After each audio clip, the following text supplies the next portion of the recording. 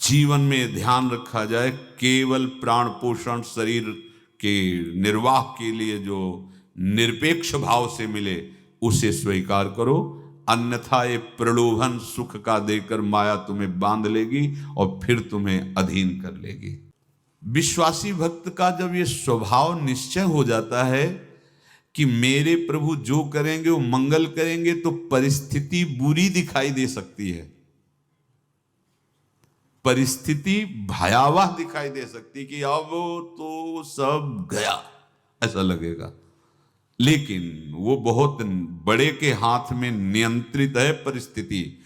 देखते देखते उस परिस्थिति का परिणाम निश्चिंत निःशोक और निर्भय कर देने वाला हो जाएगा।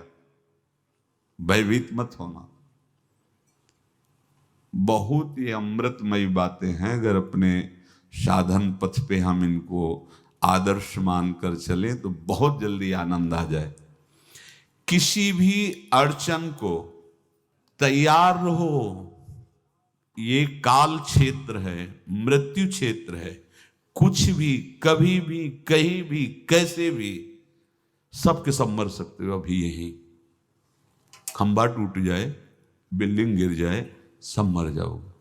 कहां जाओगे? जहां ऐसे सुन रहे हो ना, ऐसे निकुंज में चलेंगे। अब हमें किसी भी अड़चन से कोई भय नहीं, किसी भी अड़चन से भय नहीं।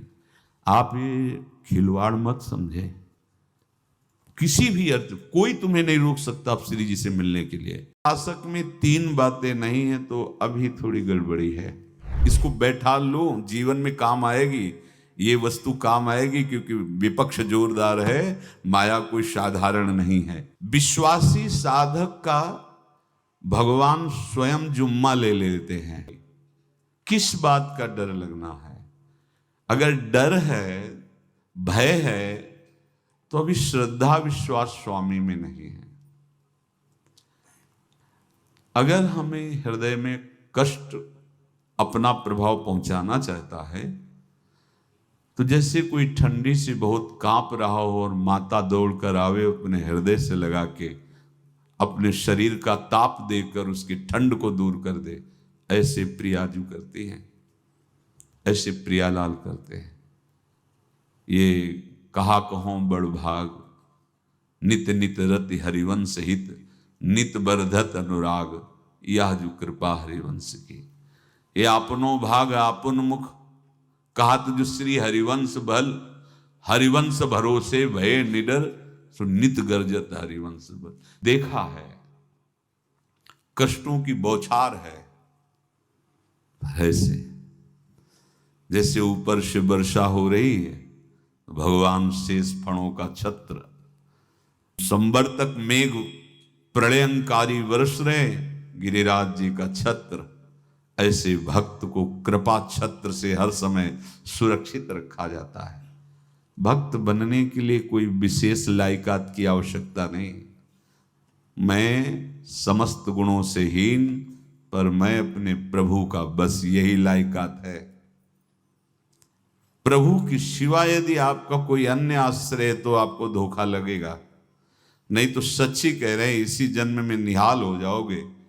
एक बात केवल स्वीकार करो कि प्रभु के सिवा मेरा कोई नहीं है, और है भी नहीं। स्वीकार कर लोगे तो तुम्हें अनुभव में आने लगे। हम प्रतिपल देखते हैं, प्रतिपल, वो केवल अपनापन चाहते, केवल अपनापन, कोई दूसरा नहीं होना चाहिए। बस कहां? बाहर तो देखो आप सब हमारे हो, अंदर से नहीं हो। अंदर से आप सब श्री जी के हो और हम आपके सेवक हैं। बाहर से आप गुरु मानो, जो भाव मानो, वो आपको श्री जी जाने।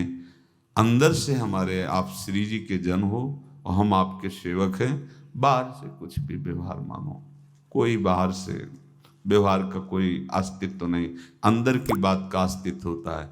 आप सब हमारी स्वामिनी के परिकर हो, हम आपके दास हैं। बस इस बात से हमारा अपनापन आपसे है, नहीं श्री जी के सिवा किसी से कोई अपनापन नहीं। कि आप इसका प्रभाव समझिए।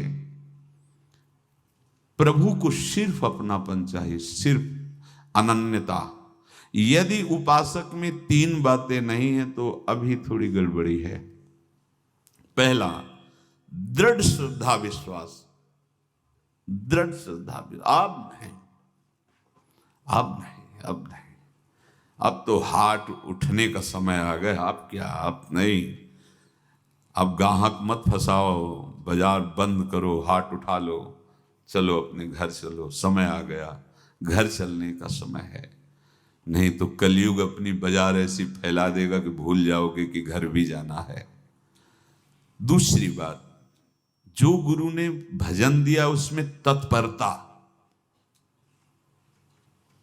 सच्ची मानिए। जीवन भर कभी इस प्रमाद को गुरु कृपा से आने का अवसर नहीं दिया गया कि चैन से सोए हों और चैन से खाए हों। पूरे जीवन में कभी सुविधाओं को स्वीकार नहीं हुआ, पर साधन मार्ग में कभी भी शिथिलता नहीं हुई, तत्परता है। प्रभु पर पूर्ण श्रद्धा विश्वास और गुरु प्रदत्त साधन पर तत्परता, और तीसरा खास विषय, इंद्रियों से भोगों को न भोगना। तब ये जो रंग है परमार्थ का, तब अब 2-4 माला की मनमानी आचरण किए कहते हैं हमें भगवदानंद की स्फूर्ति नहीं होती। आपने रास्ता रखा है भगवदानंद का, बाजार लगाए बैठे हो अंदर हृदय में, अन्य आसों की, अन्य भोगों की, अन्य चाहों की, अन्य मान्यताओं की। अरे खाली करो, ये सब माया का खेल है।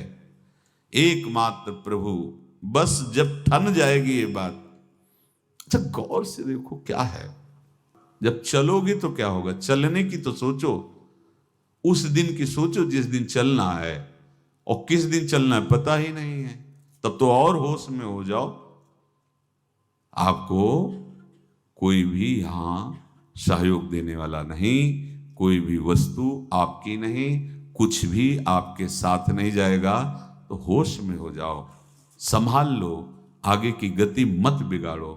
3 बातों पर ध्यान दीजिए, श्रद्धा और विश्वास अटूट अपने इष्ट पर।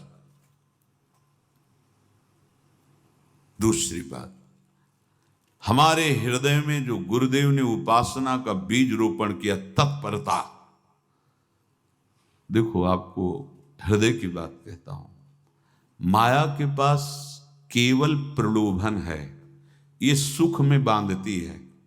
सुख का प्रलोभन अच्छे से सजा के पेश करके देना, साधक को भ्रष्ट करना, ये इसका स्वभाव है माया का।